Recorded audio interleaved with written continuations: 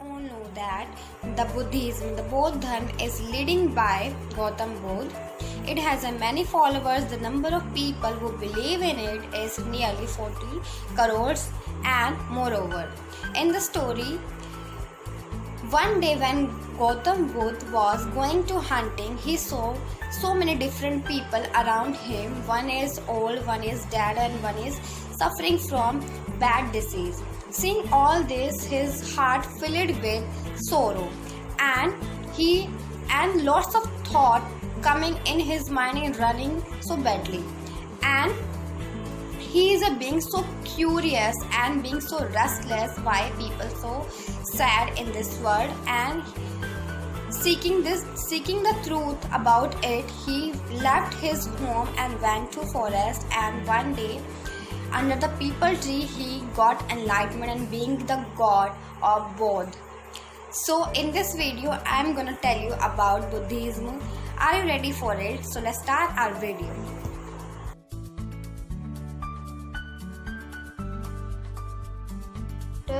This is chapter 3, Lord Buddha.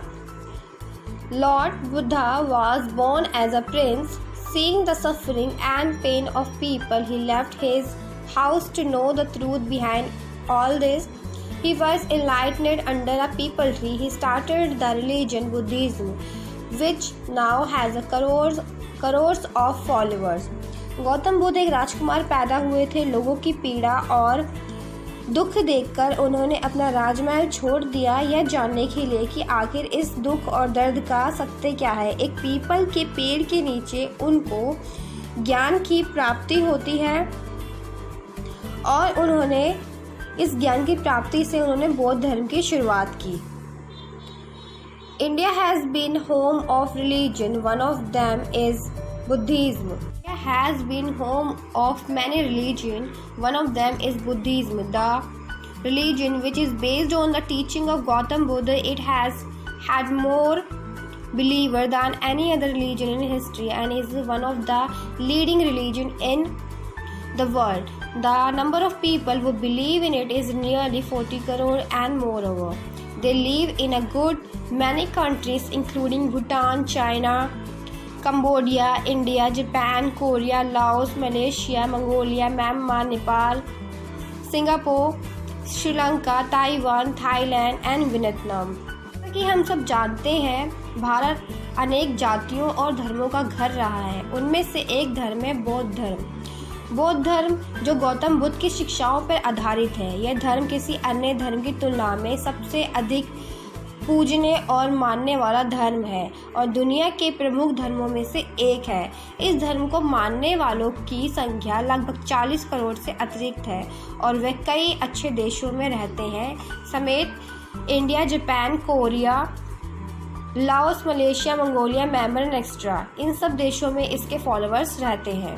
Believe that Gautam was born in 563 BC at Lumbini near Kapilvastu in modern Nepal. His own name was Siddhartha. Had Gautam was his family name. His father Sudhodhan was the ruler of the tribe called the Shakya. He was a brave warrior and wished his only son was mother Maya had died soon after his birth to be a warrior like himself. So he taught him how to use the spear, the bow and the sword. Gautam grew up to be a fine young man and was the pride of his father as well as his tribe. He was married to be a very beautiful princess named Yashodhara and had a son by her. He believed in a big beautiful palace and had everything that could make life pleasant. यह माना जाता है कि गौतम बुद्ध का जन्म 563 ईसा पूर्व लुम्बिनी में कपिलवस्तु के पास हुआ, जिसे अब नेपाल कहा जाता है. उनका असली नाम सिद्धार्थ था. गौतम उसके परिवार का नाम था. उनके पिता शुद्धोधन शाक्य जाति के शासक थे और एक बहादुर योद्धा थे और अपने इकलौते बेटे की कामना करते थे, जिसकी माँ माया सिद्धार्थ के जन्म के बाद ही मर गई थी. वे चाहते थे उनका बेटा उनकी तरह ही एक बहादुर योद्धा बने. उन्होंने अपने बेटे को भाला, धनुष, तलवार कैसे चलाते हैं यह सिखाया. सिद्धार्थ बड़े होकर एक सुंदर राजकुमार बने तथा वह अपने पिता अपनी शाक्य जाति के गर्व भी थे। उन्होंने यशोधरा नाम की एक सुंदर राजकुमारी से शादी की और फिर उनके द्वारा उनका एक बेटा हुआ। वह एक बड़े से राजमहल में रहते थे और ज़िंदगी को खूबसूरत बनाने की हर एक चीज़ उनके पास थी। Siddharth had always been a thoughtful boy. He was gentle in his speech and had a kind heart and was full of mercy to all living beings. Often while hunting, he would stop with his bow half drawn in his hand when he saw harmless deer grazing in the forest. Why should I kill the poor animal? He would say to himself, and then he would put the arrow back into his quiver and go home without shooting anything. Often while taking part in a horse race, he would stop halfway because his horse was tired and breathed hard, and he would lose the race rather than give pain to his horse. Siddharth हमेशा से ही एक विचारशील बालक थे। वे अपने बोल से सज्जन, दिल से दयालु तथा दयावान थे सभी प्राणियों के लिए। एक बार शिकार करते समय वे अपने हाथ में अपना धनुष लेकर रुक गए जब उन्होंने एक घायल हिरन को घास चरते देखा। क्यों मुझे एक निर्दोष जानवर को मारना चाहिए, उन्होंने अपने आप से कहा। फिर उन्होंने अपना तीर तरकश में रख दिया और बिना किसी शिकार के घर चले गए। एक बार जब उन्होंने घोड़े के रेस में भाग लिया, वे बीच रास्ते में ही रुक गए क्योंकि उनका घोड़ा थक गया था और हाँफ रहा था।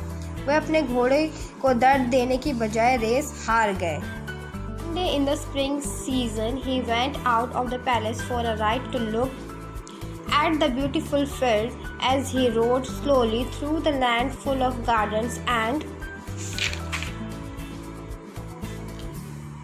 wells, green grass and fields and trees laden with fruits, he was filled with joy. After some time, he saw a plowman driving along a poor bullock which had shore on its back and beating it with a stick to make it go till it nearly dropped down, groaning with pain. Then he saw a hawk devouring a dog. A little further on, he saw a cat eating a mouse, so he sadly came back home. एक दिन बसंत के मौसम में वे अपने सुंदर खेतों को देखने के लिए महल से बाहर चले गए। वे धीमी गति से सवारी करते हुए बगीचों, कुओं, हरी घासों, खेतों, फलों से लदे पेड़ों तथा संपूर्ण प्राकृतिक दृश्य देखकर उनका हृदय खुशी से झूम उठा। कुछ समय बाद उन्होंने एक हलवाहक को देखा जो एक बैल को चला रहा था जिसकी पीठ पर एक घाव था और बैल को एक छड़ी से पीट कर वह तब तक चला रहा था जब तक वह दर्द से कहारता हुआ गिर न जाए।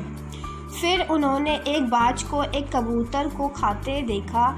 थोड़ा आगे चलकर उन्होंने एक बिल्ली को चूहा खाते देखा और यह सब देखकर वह दुखी होकर अपने घर वापस आ गए। Sometime after this, he saw a very old man who was too weak to walk. Then he saw a man who was very ill and was groaning with pain. Lastly, he saw a man lying on the ground of stiff and cold and dead. The sight filled him with great sorrow, and he felt as if a voice came out from within and said to him, Siddharth, one day you too will get ill and groan with pain and get old and weak and die. कुछ देर बाद उन्होंने एक बूढ़े कमज़ोर आदमी को देखा जो चल नहीं पा रहा था और बहुत बीमार आदमी को देखा जो दर्द से तड़प रहा था। आखिर में उन्होंने देखा एक आदमी जो ज़मीन पर पड़ा जिसका शरीर ठंडा था और सख्त था और वह मर चुका था। यह सब देखकर वे बहुत दुखी हो गए और उन्हें एक आवाज़ सुनाई देने लगी जो उनसे कह रही थी कि सिद्धार्थ, तुम्हें भी एक दिन पीड़ा दर्द सहना पड़ेगा और तुम भी बूढ़े हो जाओगे और इसी तरह मर जाओगे। Became sad and serious and restless and was lost in thought for a long time. At last he concluded that the world was a house of sorrow and decided to leave the comfort of life and go out to search of true happiness. At that time he was 29 years old. Siddharth बहुत ही दुखी, गंभीर और बेचैन हो गए और बहुत लंबे समय तक विचारों में खो गए और आखिर में उन्होंने निष्कर्ष निकाला कि जो संसार है वह दुख का घर है और उन्होंने ये निश्चय किया कि जीवन की सुख सुविधाओं को छोड़ने का तथा सच्चे सुख की तलाश में बाहर जाने का उन्होंने फैसला किया। इस समय उनकी आयु सिर्फ 29 साल की थी। Night when his wife and little prince were fast asleep, he left the palace, set out to seek true happiness. He passed 7 long years in forests and hills trying to think of some way by which he might stop or at least lessen the pain, the sin and the sorrow he saw all around him in the world. At last one day soon after midnight, when he was sitting lost in deep thought under a peepal tree at Gaya in modern Bihar, he fell into a trance for a while and got enlightenment, and all his doubts were gone. He felt he had become Buddha and enlightened one as well as the Tathagata, the perfect one. Later on, the peepal tree under which he got enlightenment was called the Bodh tree, which means the tree of enlightenment and wisdom. एक रात जब उनकी पत्नी और उनका बेटा गहरी नींद में सो रहे थे, उन्होंने महल छोड़ दिया और सच्चे सुख की तलाश में निकल गए। उन्होंने जंगलों और पहाड़ियों में 7 लंबे साल गुजारे, कुछ ऐसा सोचने की कोशिश की जिससे वह रुके या कम से कम उस दर्द को कम करे जो उन्होंने अपने चारों ओर देखा था।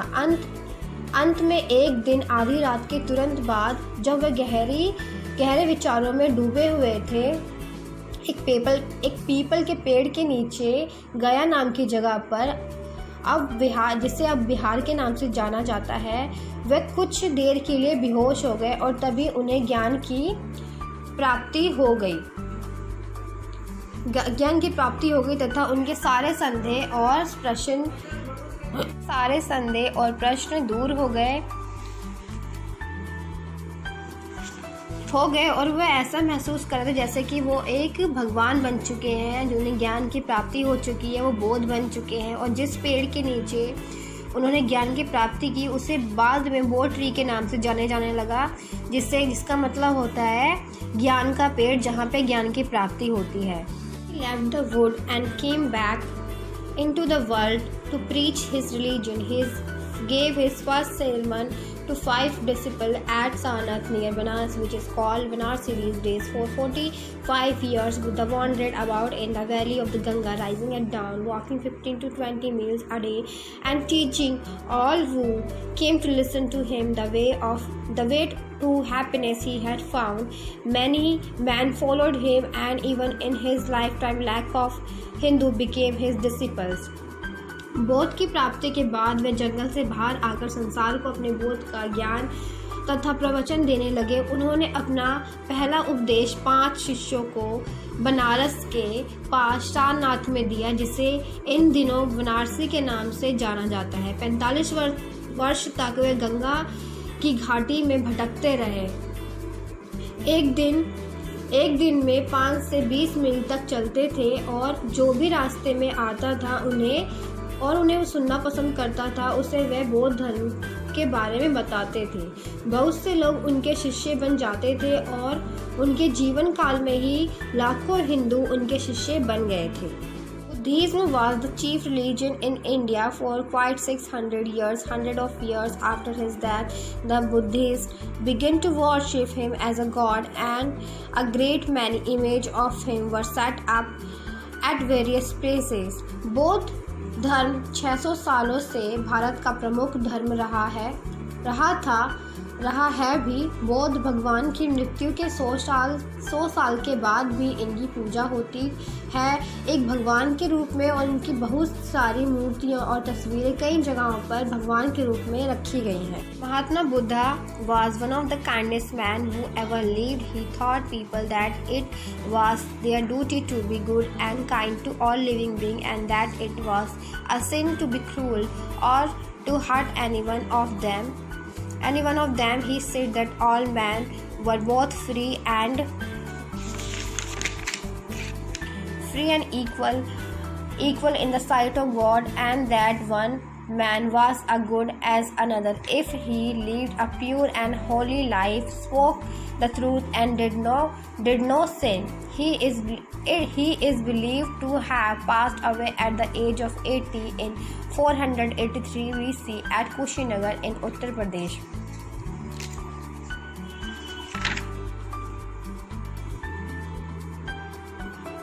महात्मा बुद्ध सभी प्राणियों के प्रति बहुत ही दयावान थे अपने पूरे जीवन काल में, और उन्होंने अपने शिष्यों को भी सभी प्राणियों के प्रति दयावान रहने को सिखाया। और वह कहते थे कि किसी के प्रति क्रूर रहना एक पाप है, और वह कहते थे कि भगवान के लिए सभी लोग एक बराबर है, कोई अच्छा या बुरा नहीं है, सभी स्वतंत्र हैं, भगवान सभी को एक जैसा प्यार करते हैं। इंसान को हमेशा सच बोलना चाहिए। ऐसा माना जाता है कि उनकी मृत्यु कुशीनगर में 483 ईसा पूर्व में उत्तर प्रदेश में हुई थी।